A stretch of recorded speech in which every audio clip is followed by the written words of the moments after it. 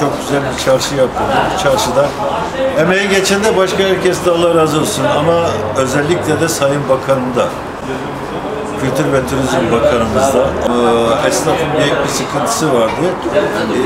Klima sıkıntısı. Bugün o klimaların yarısı geldi. Genel müdürümle turizm müdürümüzle beraber geldik. Sabahtan beri de buradalar. Kendilerine çok teşekkür ederim. Esnaf Sanatkar Camiası adına. Özellikle de bakanımıza, bütün esnafımız adına kendine çok teşekkür ederim.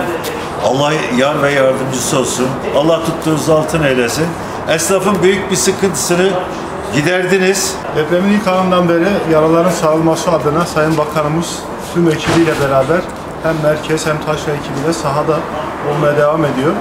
Bugün de Sayın Bakanımızın talimatıyla Genel Müdürümüzün himayelerinde, Esnaf Odası Başkanımızın denetiminde, gözetiminde esnaflarımızın klimalarını takmaya başladık.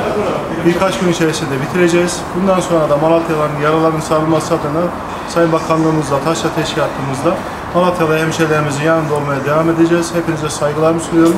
Sayın Bakanımıza ve emeğe geçen tüm arkadaşlarımıza teşekkür ediyoruz.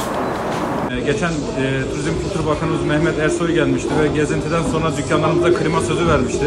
Klimalarımız bugün takıldı ve bakanımıza, Turizm Kültür Bakanımıza Mehmet Ersoy'a çok teşekkür ederiz.